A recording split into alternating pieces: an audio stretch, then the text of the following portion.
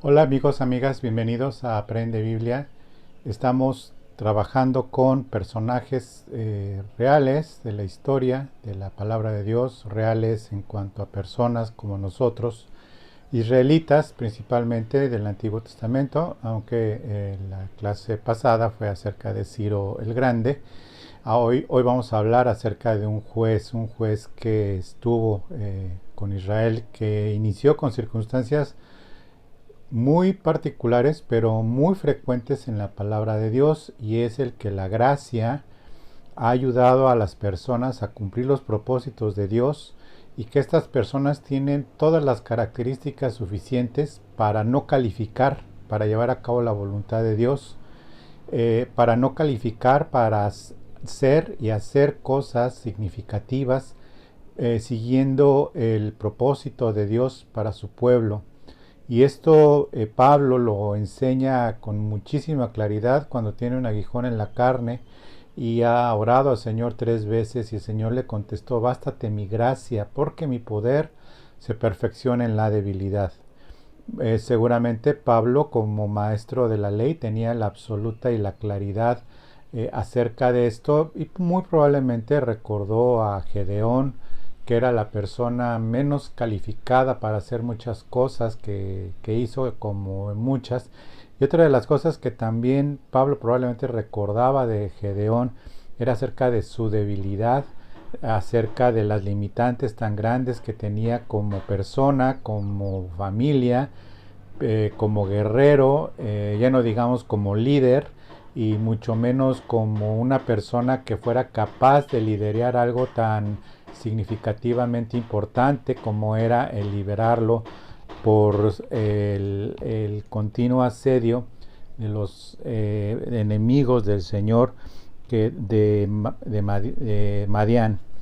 Bueno, pues vamos a leer hoy capítulo 6 de Jueces. El capítulo 6 de Jueces tiene una pues introducción muy parecida a la de Sansón, cuando se manifiesta a los padres de Sansón, el ángel de Jehová.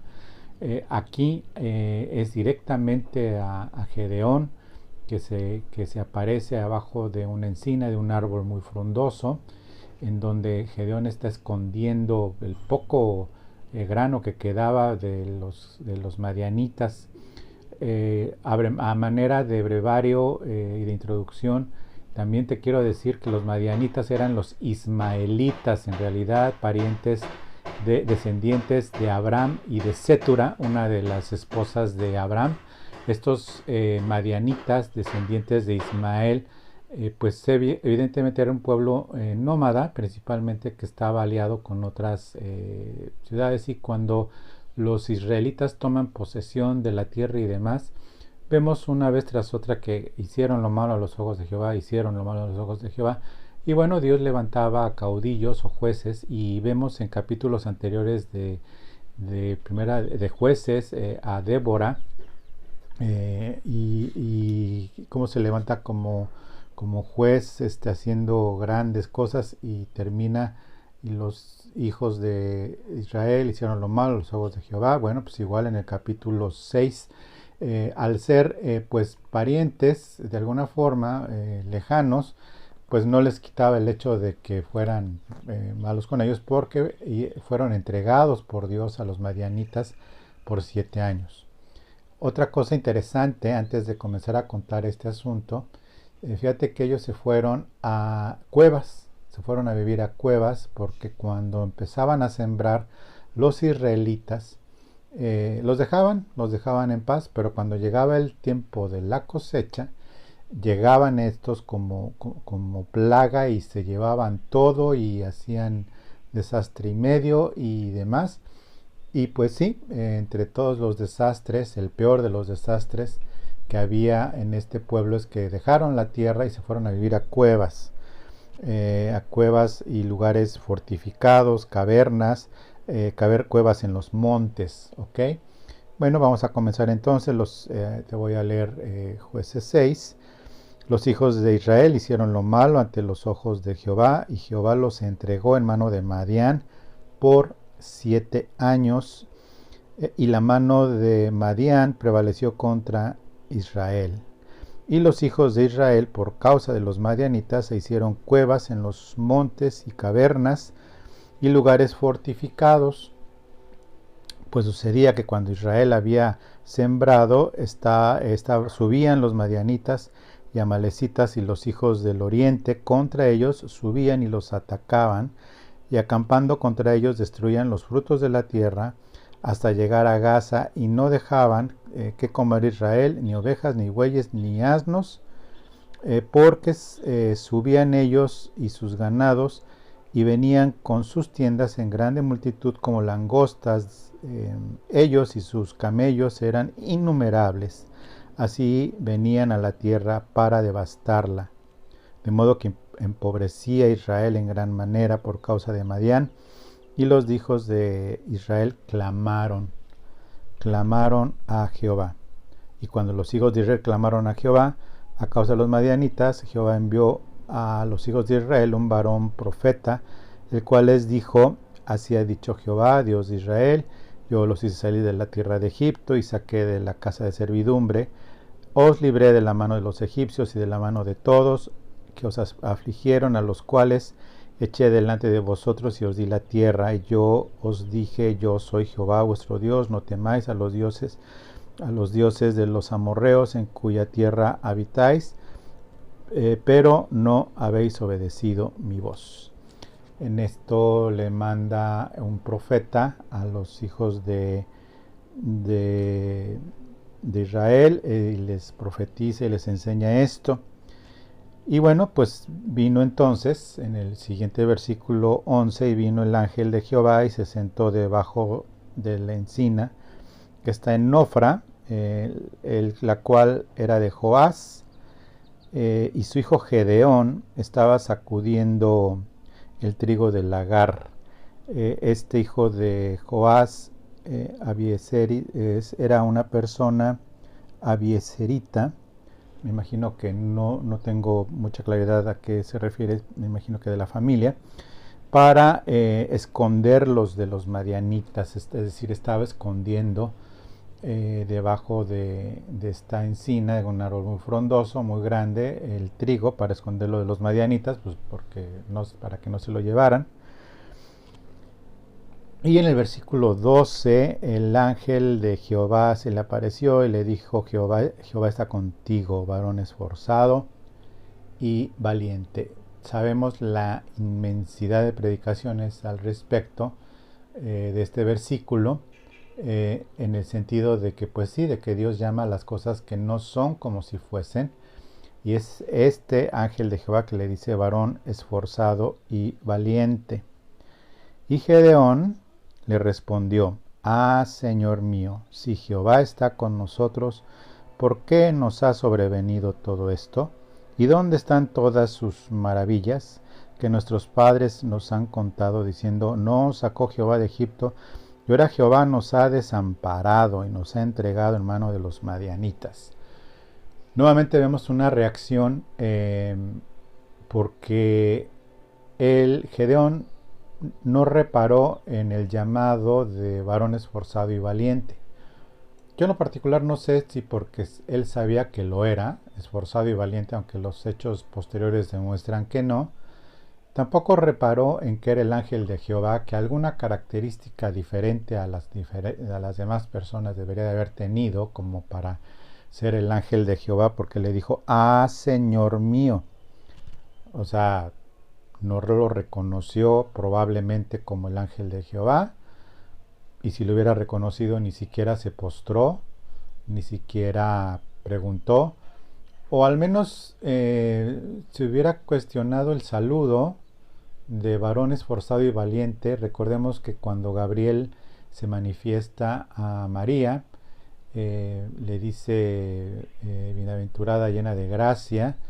Y María, dice el Evangelio de Lucas, que se quedó pensando en el tipo de saludo, ¿no? Aquí Gedeón no. Él estaba en su asunto, escondiendo el grano de los madianitas, y le dice el ángel de Jehová. Y Gedeón dice: Señor mío, ¿y dónde están las bendiciones? ¿Por qué nos ha sobrevenido esto? Dice. ¿por qué nos ha sobrevenido todo esto? ¿Y dónde están todas sus maravillas que nuestros padres nos han contado diciendo?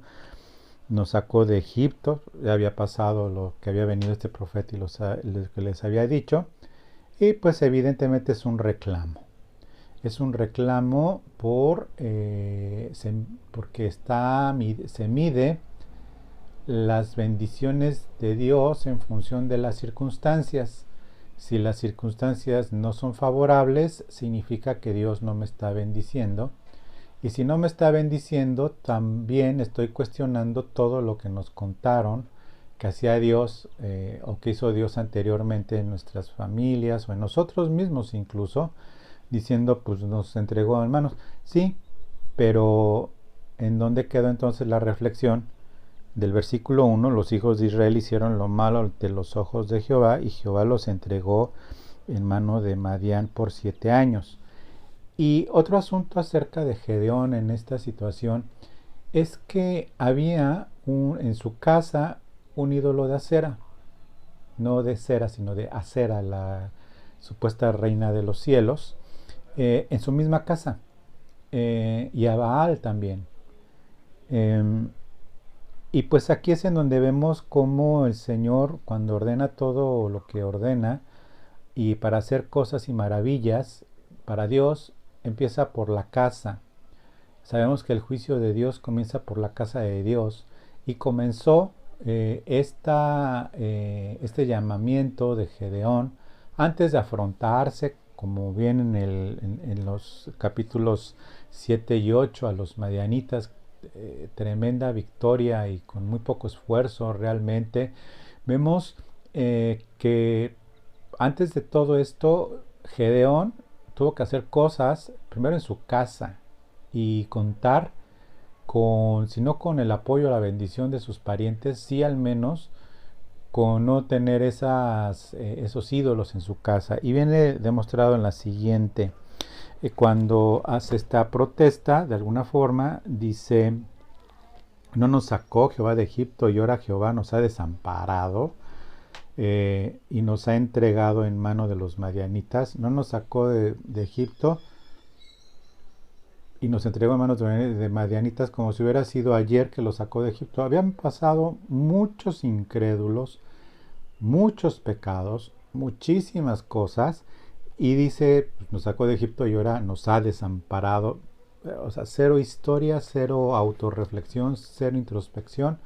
Y no es aquí, no es que estemos juzgando a Gedeón, simplemente quiero que aprendamos hoy en Aprende Biblia, porque si estás hasta ahorita, hasta acá, hasta aquí, también te pido que te suscribas al canal, que le des like a los videos y que actives las notificaciones también, que nos ayudan mucho. Bueno, y mirándole Jehová, es aquí donde viene el asunto de que si el ángel de Jehová era Jehová, es decir, Dios encarnado, o sea, Dios Hijo, porque el Padre no se encarnó, el que se encarnó fue el Hijo, y aparentemente la referencia es que el ángel de Jehová era Jesucristo pre-encarnado, es decir, antes de la encarnación.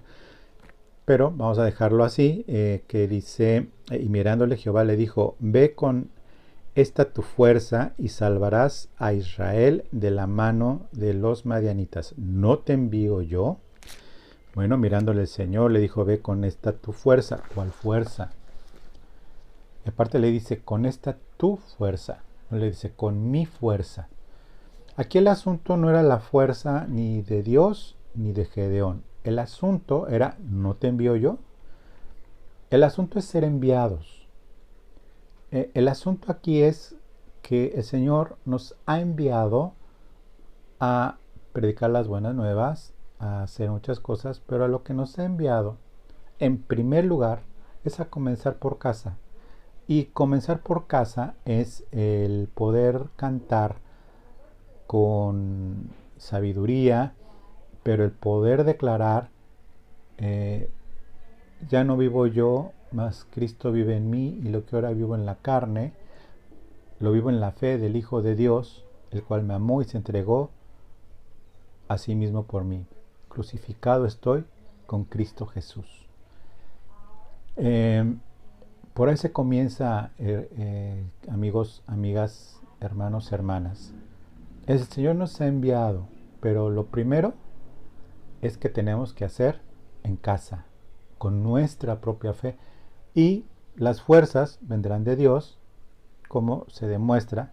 Pero aquí el tema teológico a resaltar es que ve con esta tu fuerza, es decir, ve con lo que tienes hoy, porque lo importante para ti no es que tengas tu fuerza, lo importante es que lo hagas porque yo te envío, yo te estoy dando una orden. La respuesta de Gedeón, nuevamente, esa manera sino de reclamos y de reflexión ya interna, diciendo, entonces le respondió, Señor mío, ¿con qué salvaré yo a Israel? He aquí que mi familia es pobre en Manasés y yo el menor de la casa de mi padre. ¿Ok? Ya quedó claro, igual que David de Belén, el de la ciudad de las más pequeñas de Belén, de las familias menos importantes, de las familias menos importantes la de Isaí, y de la de Isaí el menor, que era David, que ni estaba ahí, que andaba pastoreando ovejas. Eso pasó muchísimo después, pero sigue el mismo patrón, ¿ok? Sigue el mismo patrón de los de acá, de los de Manasés, del más pequeña, de las familias. Yo soy el más chico, y cómo iré yo con mis fuerzas. El argumento entonces, pues no, gracias a Dios nunca es válido. Y Jehová le dijo, versículo 16, ciertamente yo estaré contigo. Y este es el asunto importante. Entonces, no es el asunto con mis fuerzas o con tus fuerzas, el asunto es que te envío yo. Segundo punto aquí importante es que yo voy a estar contigo y derrotarás tú, no yo, Dios, sino tú, Gedeón. Tú lo derrotarás por el simple hecho de que yo estoy contigo. Jesús, cuando al final del Evangelio dice, y yo estaré con vosotros todos los días hasta el fin del mundo. Entonces estos dos puntos, que no es de mi fuerza, no depende ni del que quiere ni del que corre, sino de Dios que tiene misericordia. No es de con mis fuerzas tengo que hacer lo que Dios me mandó a hacer. ¿Por qué? Porque Dios está conmigo, que es lo importante. Yo estaré contigo y derrotarás a los madianitas como a un solo hombre, es decir, como a una sola persona. Bueno, entonces, si es como a un solo hombre, dice con un solo hombre, y él respondió, el versículo 17, yo te ruego que si he hallado, y aparece esta maravillosa palabra, gracia, delante de ti, me des señal de que tú has hablado conmigo. Lejos de enojarse, el Señor misericordioso le dice, has hallado gracia desde antes de la fundación del mundo, has hallado gracia desde antes de que nacieses, has hallado gracia desde siempre, porque yo soy el Dios de toda gracia. No le contesta eso, sino que dice, yo te ruego que si he hallado gracia, te ruego que, versículo 18, te ruego que no te vayas de aquí hasta que vuelva a ti y saque mi ofrenda y la ponga delante de ti. Y el ángel de Jehová le respondió, yo esperaré hasta que vuelvas. Yo esperaré hasta que vuelvas. De veras, Dios escoge a gente como yo y como tú, que estás viendo esto y lo crees y sigues aquí conmigo, los que no tenemos la más mínima posibilidad de hacer cosas para salvarnos y que sean agradables a Dios, para que por nuestras propias obras le agrademos a Dios, que no tenemos la más mínima posibilidad de muchas cosas.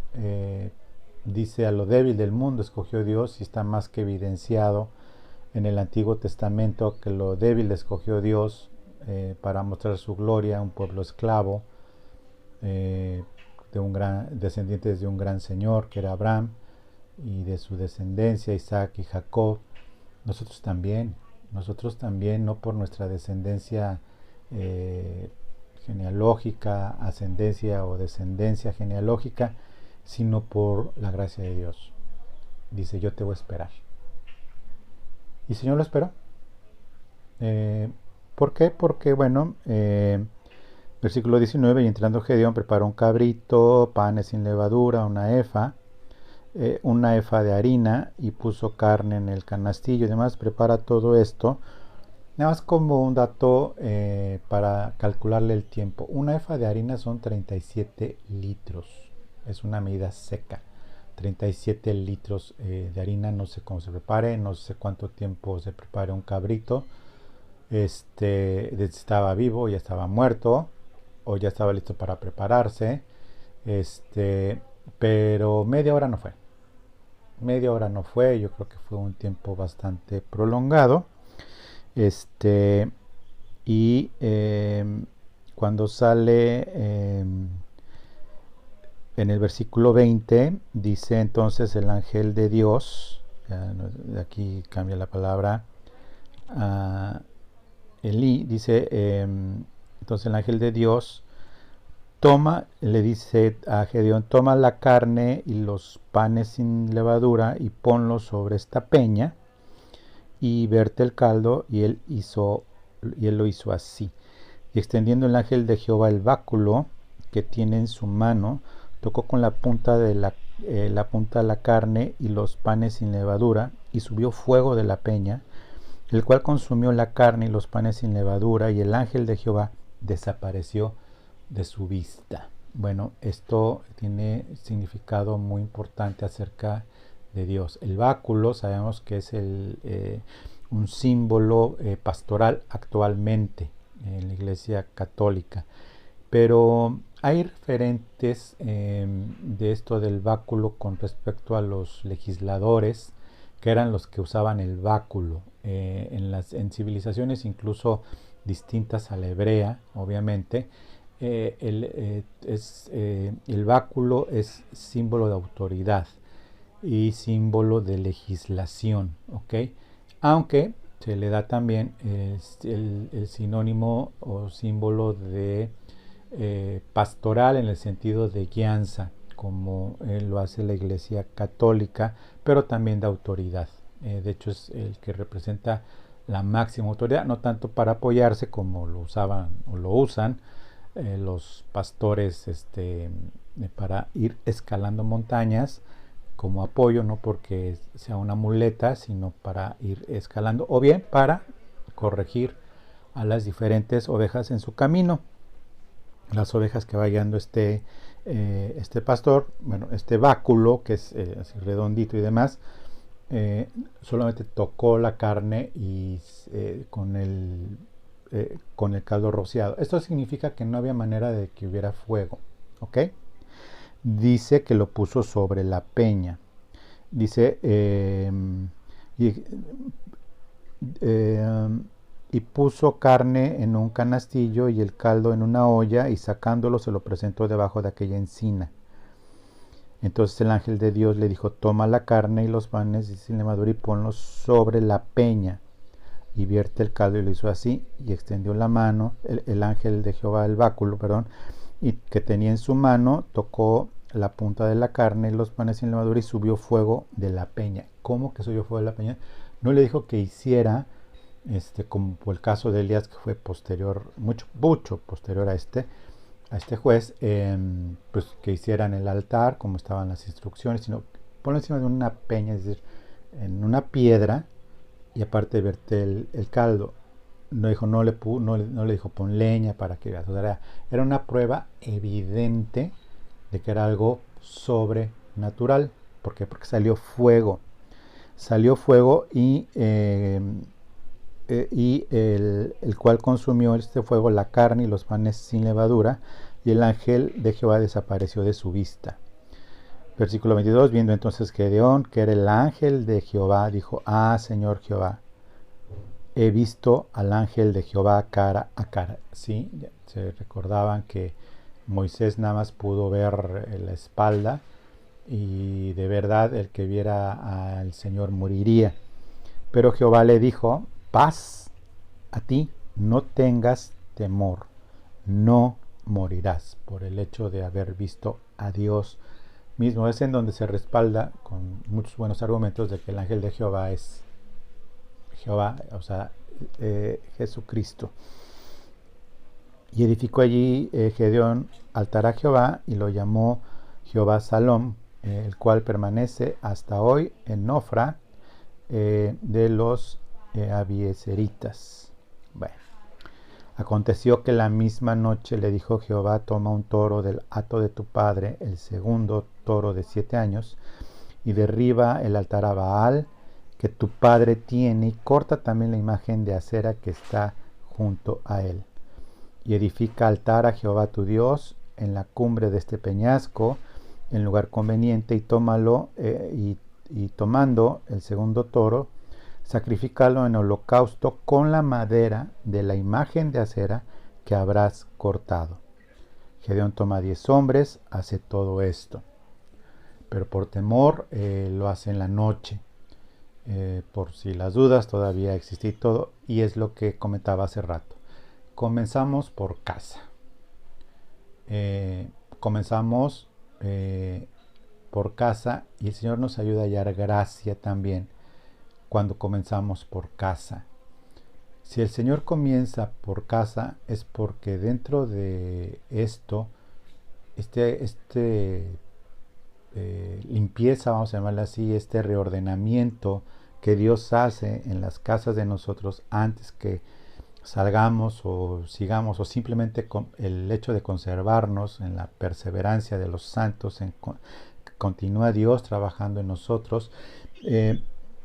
Comienza por su casa, y lo maravilloso que la gracia es que ayudó a que le van a reclamar y dicen ahora que les dicen que había sido Gedeón, y van a su casa y sácalo para que muera. Versículo 30, saca a tu hijo para que muera, porque ha derribado el altar de Baal y cortado la imagen de acera que estaba junto a él. Y Joás, el papá, respondió a todos los que estaban junto a él: ¿contenderéis vosotros por Baal? ¿Defenderéis su causa? Y cualquiera que contienda por él, que muera esta mañana. Si es un Dios, contienda por sí mismo con el que derribó su altar. Diciendo, ¿de veras se van a pelear por Baal? Pues que Baal defienda su altar, ¿no? Muy parecido al reto de Elías. Lejos de que se enojara el papá, pues le cayó por gracia también el asunto, y pues bueno, si ustedes o yo teníamos un altar a Baal o acera, pues que ellos reclamen su altar, ¿no? Y de ahí, mira, calladitos. Y aquel día Gedeón fue llamado Jerobaal, esto es, contienda Baal contra él, por cuanto derribó su altar, ¿no? Diciendo, así como diciendo, el que contienda con Baal, no fue el valiente de Jehová, no fue el que contienda con el que contiende con Baal. Bueno, al enterarse de esto, todos los madianitas y amalecitas y los del oriente se juntaron a una, y pasando acamparon en el valle de Jezreel. Entonces, versículo 34, el Espíritu de Jehová vino sobre Gedeón, y cuando éste tocó el cuerno de los abiezeritas, se reunieron con él, y envió mensajeros por todo Manasés, y ellos también se juntaron con él. Asimismo envió mensajeros a Aser, a Zabulón y a Neftalí, los cuales salieron a encontrarles. Y Gedeón dijo a Dios: si has de salvar a Israel por mi mano, como has dicho, he aquí yo pondré un vellón de lana en la era, y el rocío estuviere con el vellón solamente, quedando seca toda la otra tierra. Entonces entenderé, no creeré, sino entenderé, que salvarás a Israel por mi mano, como lo has dicho. Y ahí aconteció así, pues cuando se levantó de mañana, exprimió el vellón y sacó de él el rocío, un tazón lleno de agua. No paró ahí. Y Gedeón dijo a Dios: no se encienda tu ira contra mí, si aún hablare esta vez solamente probaré otra vez con el vellón. Te ruego que solamente el vellón quede seco y el rocío sobre la tierra. Y aquella noche lo hizo Dios así, sobre el vellón quedó seco y toda la tierra hubo rocío. Bueno, pues es muy importante entonces entender que, pues sí, vemos que eh, Gedeón, pues se conoce esto como las pruebas de Gedeón a Dios. Vemos cómo el Señor en su misericordia y paciencia lo responde, le ayuda. Vemos también cómo el Señor hace que las personas que tenemos un llamado, hace con nosotros lo que el Señor quiere en cuanto a traernos gente o quitarnos gente para ayudarnos en la obra. Hace con nosotros, los que tenemos esta fe, conforme a lo que en su propia naturaleza el Señor ha dicho que es misericordia, gracia y paz, que va a hacer y lo hace y lo lleva a cabo. Nosotros tenemos esta pues bendición tan grande, que nosotros vemos cómo Gedeón le pone a prueba al Señor. En primer lugar, con lo de que lo esperara tantito para lo de tal. En segundo, y le demuestra que es Dios. En segundo lugar, el hecho de que se derriba los altares a Baal y a Acera, y sucede que el Señor lo respalda, hallando gracia con su padre incluso, y no pasa nada. A él que le haga daño o que le vaya a hacer algo que le haga daño al Señor. Bueno, entonces también una tercera, vemos como la tercera también le dice al Señor hoy lo del vellón. Y se podría considerar una cuarta, porque primero fue el rocío que nada más cae en el vellón, es decir, el vellón es una piel de animal, básicamente, obviamente que se pone encima para cubrirse, el rocío de la mañana, que nada más estuviera en el vellón, y lo demás seco, y luego al revés. Insisto que es muy parecido a Pablo. 3 veces le he pedido al Señor que quite este aguijón de mi carne, como dice en 2 Corintios Pablo. 3 veces he pedido que al Señor y me ha respondido el Señor, bástate mi gracia, porque mi poder se perfecciona en la debilidad. Porque mi poder se perfecciona en la debilidad. Bueno, pues por lo cual, dice Pablo, pues me gozo más en la debilidad, porque ahí el poder de Dios se perfecciona y me ayuda, y me gozo más bien en las afrentas y me gozo en las, ¿cómo se llama?, en las tribulaciones y demás. Gedeón puso a prueba al Señor en este aspecto, si lo podemos ver así. ¿Nosotros qué podemos sacar de esto? Bueno, podemos sacar muchas cosas, y con respecto a la gracia, que es finalmente el asunto de nuestro estudio. En la gracia nosotros vemos que el Señor hace las cosas de una manera en donde nos da a entender con absoluta claridad que nosotros por nosotros mismos no podemos. Como parte de la doctrina de lo que viene siendo la gracia infinita para salvarnos, y que nosotros no podemos aportar nada a nuestra salvación, porque la salvación viene de nuestro Dios completamente, y que nosotros hacemos lo que Dios nos pide que hagamos, como le dice en el caso que estamos viendo, ve con esta tu fuerza. En nuestro caso, te pido que pongas mucha atención, en nuestro caso es ve con esta tu obediencia a mí. Se puede dudar de Dios, como prediqué el domingo pasado, que te pediría que te sería conveniente que lo vieras. La predicación que si es pecado o desgracia, dudar de Dios es una desgracia. Gedeón no duda de Dios, Gedeón duda de él mismo, considerándose a sí mismo débil.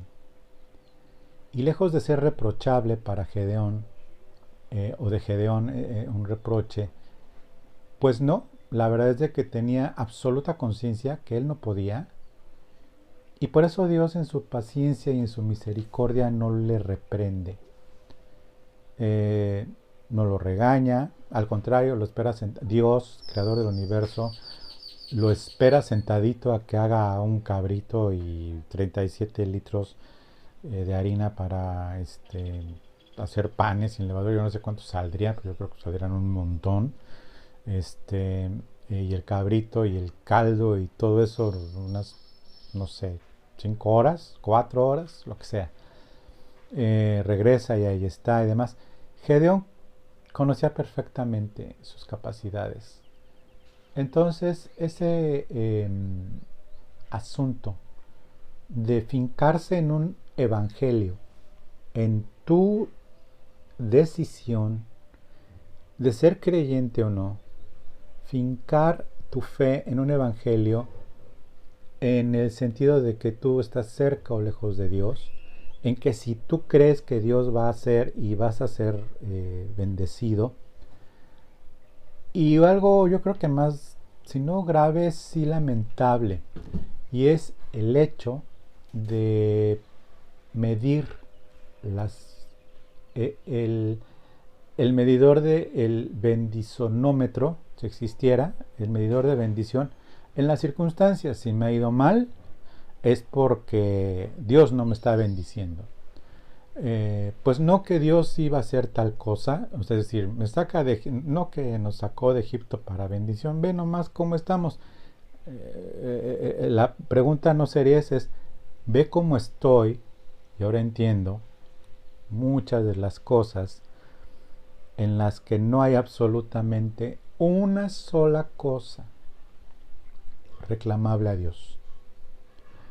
Esto los soberbios no lo entienden, esto los ignorantes no lo entienden, esto el mundo no lo entiende, y por mundo me estoy refiriendo no al mundo de otras religiones, me refiero al mundo infiltrado en las congregaciones, porque es gente del mundo finalmente, infiltrada en las congregaciones, desde pastores, predicadores hasta oyentes, que se apacientan a sí mismos, creyendo que la van a librar, así.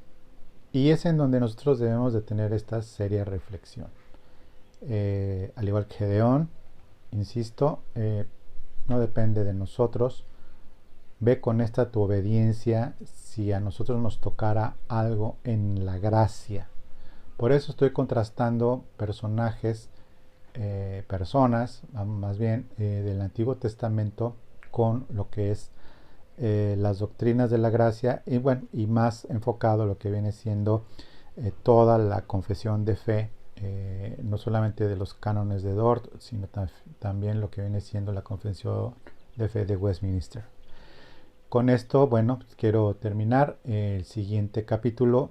Insisto, no sé si va a ser de Gedeón los otros 2 capítulos, o continuaremos con Nehemías, que también fue en la clase anterior. Créeme que está en mi oración el poderte ir presentando a estas personas con el enfoque de la gracia de Jesucristo para nosotros en nuestras circunstancias actuales, que ni somos israelitas, estamos en el 2023, estamos en situaciones completamente diferentes, pero para el Señor no lo son, para el Señor son las mismas. Entonces, bueno, te agradezco tu tiempo, te pido de favor que te suscribas al canal, que le des like a este video, que lo compartas con otras personas y que actives las notificaciones. Muchas gracias, que Dios te bendiga, y te recuerdo como siempre que lo más importante de todo esto es que tú aprendas Biblia. Muchas gracias y que Dios te bendiga. Hasta luego.